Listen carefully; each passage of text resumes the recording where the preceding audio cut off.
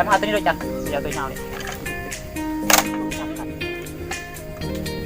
เป็นมันเป็น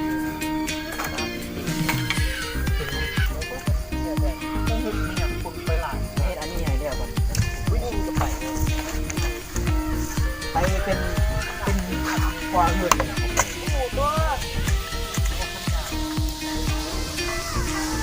คุณย่าน่ะเอาย่ามาตามก่อนไปมันตามจุดกันเจ้าปิ้งอะไรเงินไปโรงเรียนซึ่งเฮ็ดเงี้ยเลยเนาะให้ใส่นะประกันวางได้ใส่คุณเอาลงกันเลยนึงที่เอาเมื่อไรกันมันแค่วางเมื่อไรได้ที่เอาลงเนาะแจ๊ดแล้วมันเขาเลิกเลย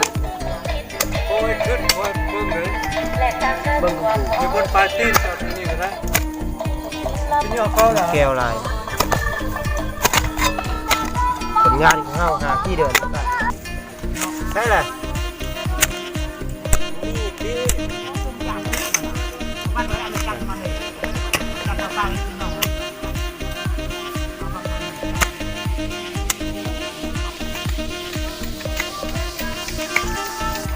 ผมคิดที่ดีเราครับผมเอามากินก้อนบ่มีอย่างมันสิได้บ่ตัวนี้เข้ามาพี่จบพูดทันไหมระวังมือนี้ต้องได้เสือใจรถมือนี้ก็ไม่เบรกเทือนเลยนะเบรกไปไหมกูได้หลายแล้ว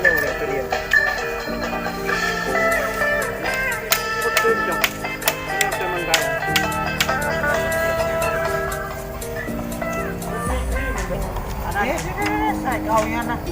โตนะใส่เกาอ้วนต้มหูวันเจ้าซื้อผู้บ้านเจ้าไปทิมใส่ปะอันเอามาเห็ดเป็นซื่นเลยนะมันซื้อไปมันนักอันเบ็ดมันเงาตื่นใส่มันนักมันจมลงถามมันไม่จัดบอกเบ็ดทำ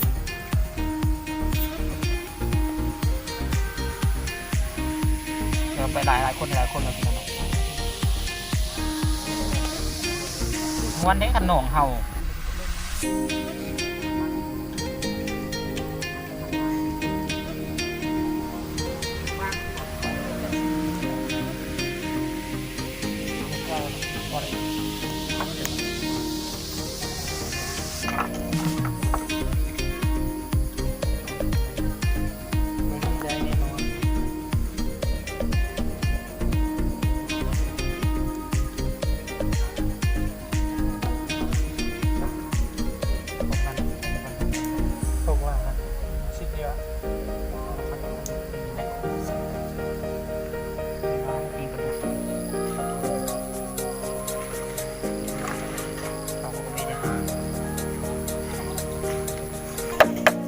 เอาวันบักอันนั้น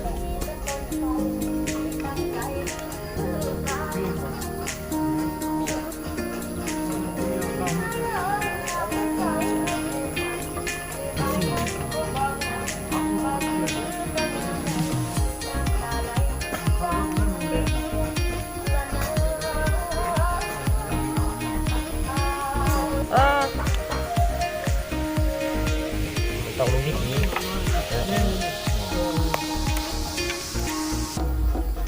มึงใช่ยังมึงตัดสายตัวนี้ออกเลยแนวเป็นกอเบ็ดเลย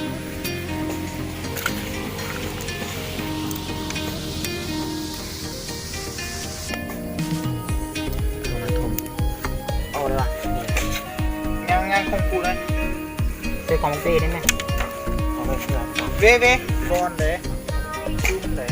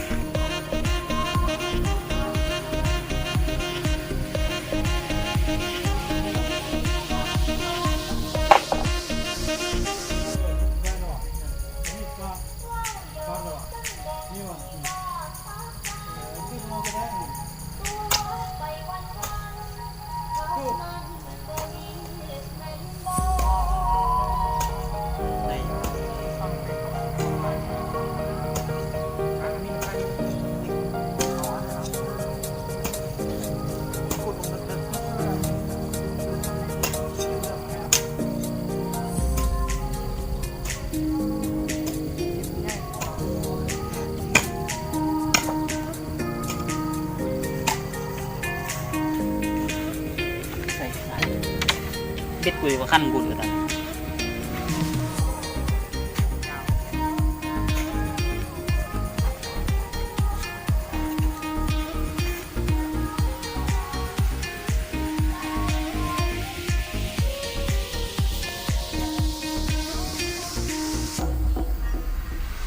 เนี่ยนี่กันตัวนึงกันตัว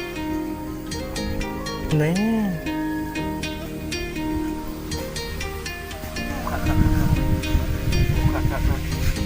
นี่แหละตัวนี้เองแต่ในเอ็มกินดีมันมีระวังได้ไหมอู้ขักไหมขักวะขักเนาะนี่แหละเป็นเนื้อคัดดีสั้นดีมาจากพื้นดินระยะ20 เซนตัวสีได้มันได้กระเท้าลงตัวเลยนะทำมันสั้นดีได้เนี่ยว้า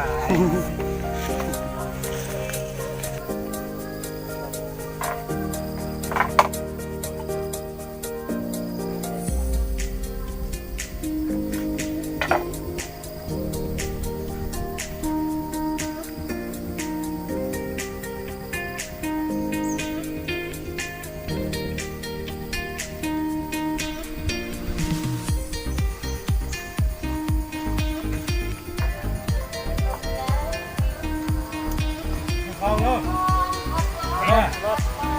เอากินข้าวเจ้าเด้อ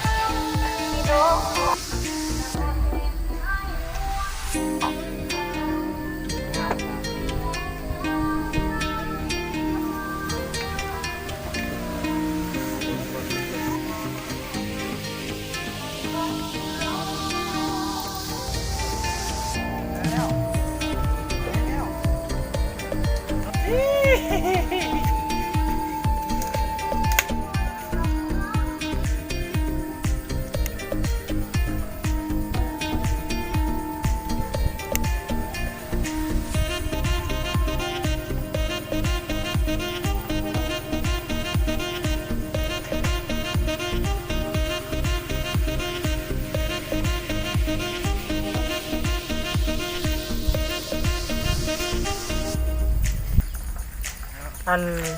เหยื่อที่เฮาจะใช้ตึกปลากะห้างแต้มเนาะเอานางมันไปตึกดูว่าแม่แกมันก็ได้ไปเบิ่งกันเลย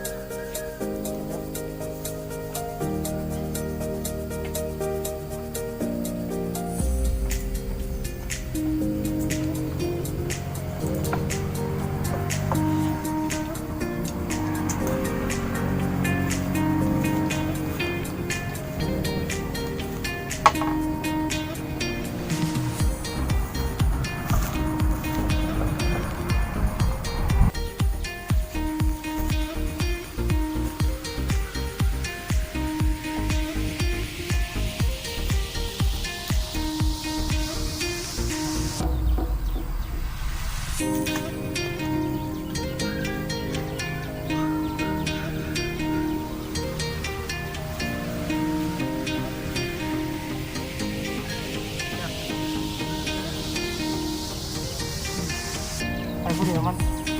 ผมให้มาตู้มาให้ไปร้ายไกลเราจะตื้น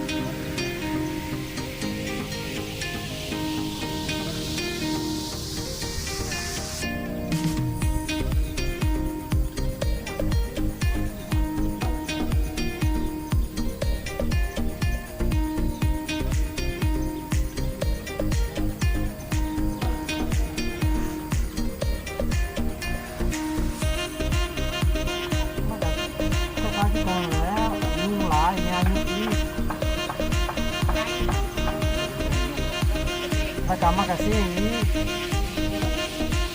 เราเห็นแล้วก็พอดีแล้วพอดีเต้น เข้าไปมันก็หลายเนาะเอาขึ้นน้องลุง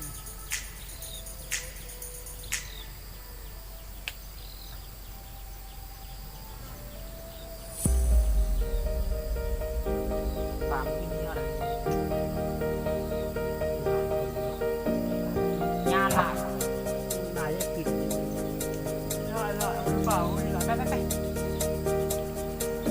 ไปวันจันทร์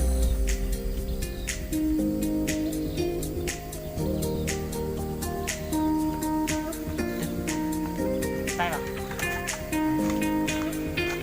ที่เดือดร้อนป่าหลาย ใช่ป่ะ เขาไม่ได้เข้าเลยหรอ แล้วก็ให้เขาไม่ต้องไปเรียนรู้การตื่น ไป2 คนก็ได้ ไปได้ตัวหนึ่งแล้ววะ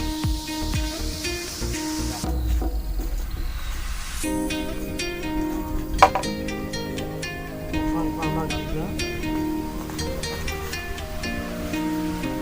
นี่ก็ไฟแล้วมาดูว่าก็ไฟแล้ว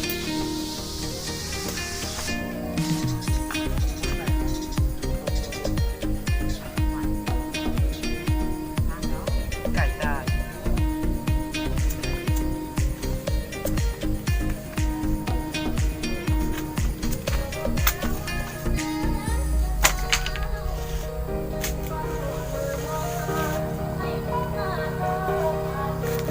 เรียบร้อย นั่นแหละ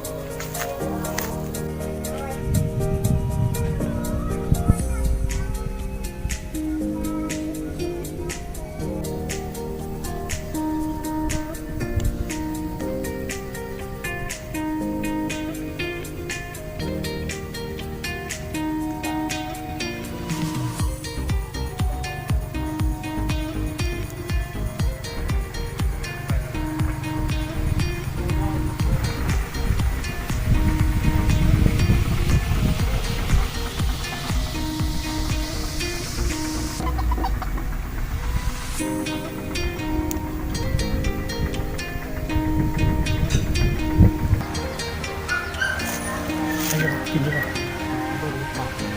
นั่นแหละกูเห็นแล้ว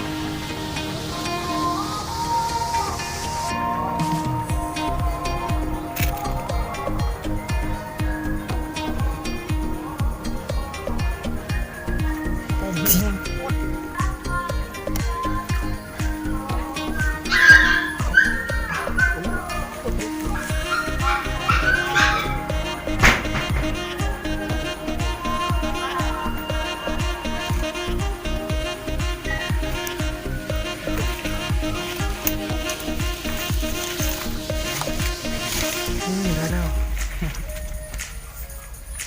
พี่ก็ดีนี่คือผลงานของข่อย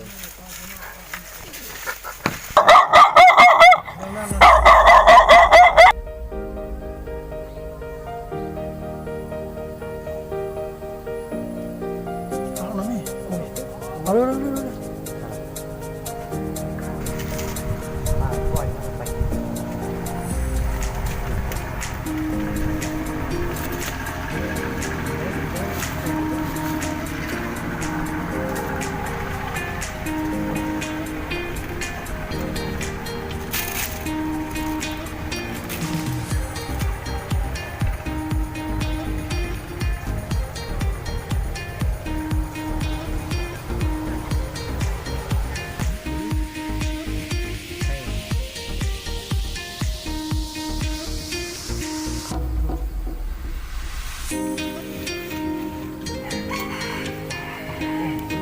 ดึกทึบเลยนะดึกไม่คิดได้นะกินเลย กินแล้วมันไม่ตก ตอก เอานะทันเดียว ประมาณนะไป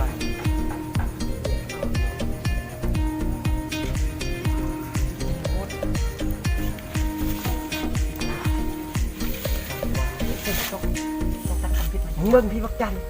นี่คือผลงานค่อย ตัวที่3นะครับ ลงไปเที่ยว ว้าวจันอันนี้อะไรมึงได้จะโตแล้วจัน ดึงหัวกูเลยอ๋อเช็ด นี่ผลงานของข่อยตัวที่ เอาละมู 4กินแล้ว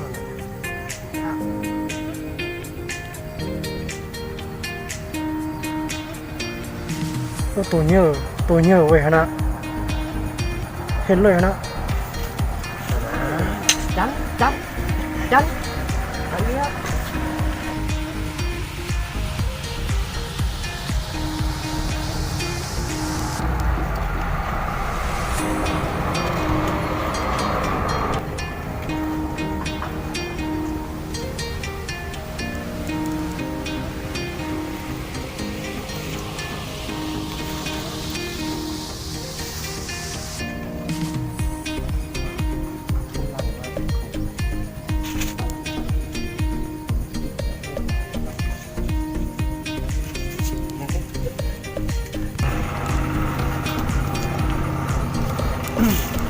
ผลงานข่อยตัวที่6นะครับ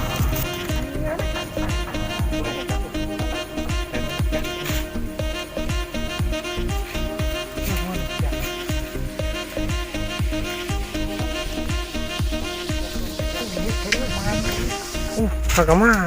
ร อบแรกเลยมาเลยเอาไปแก้ส่งไปเจ้านี่ก่อน บ่พอใจลงไปแพทย์เอง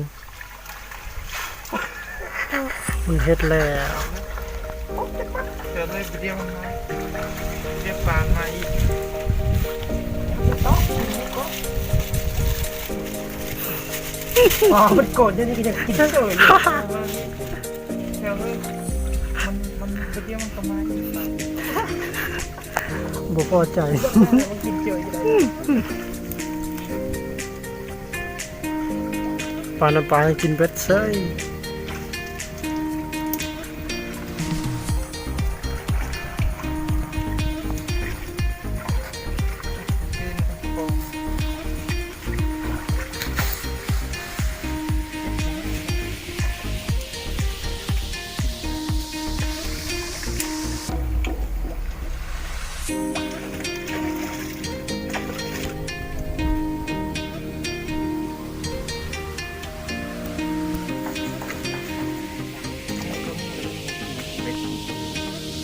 ตัวที่7นะครับ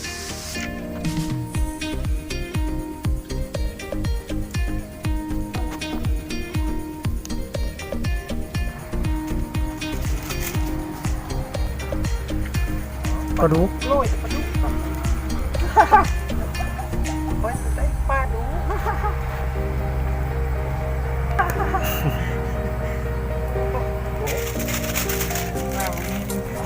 ผลงานของข่อยนี่คือตัวที่8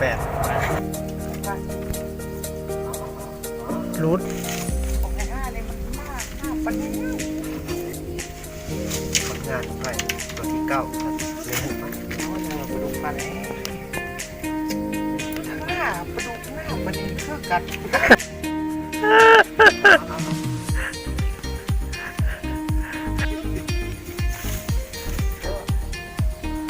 ตบหูมัน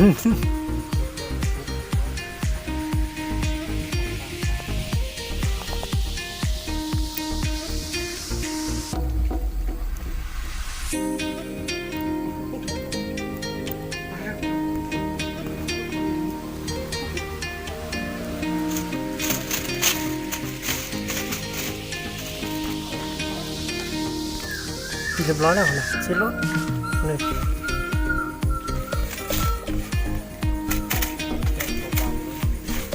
ผลงานของข่อย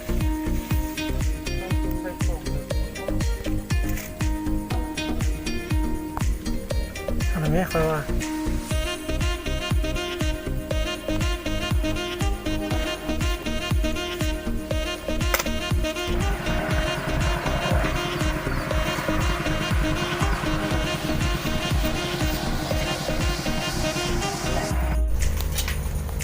เฮ็ดยังอันนี้ จักตอกมันป่า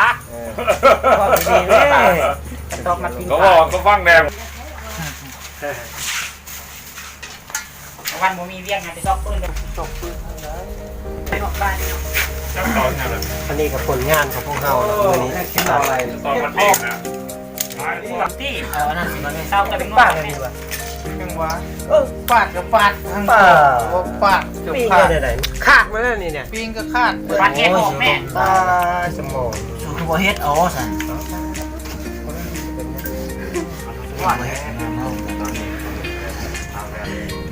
ว่ามือรอดนี่อะไร เอาอันนั้นสิมาแม่ เบิ่งไหม เอาปลา ตัวเองปิ้งกินเดียวจำอันก็เขาเห็นเลยอ่ะจำตัวมันมันแค่ว่า มันใส่ปลานะ อันนี้ปีกว่า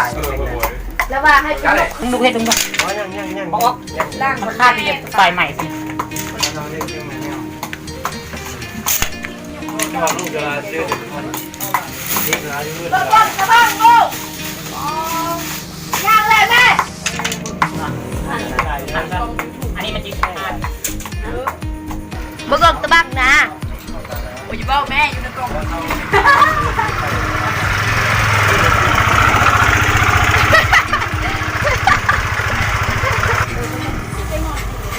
เอาคู่นี้จะเล่นกันแล้วเนาะ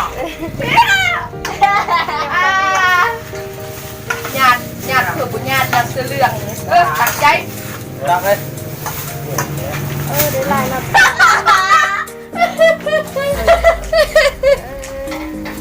งานกันแถวบ่าก่อนมือ ซอส ตะแรงจะเรียนเอียสระมือ แบ่งนี่เลย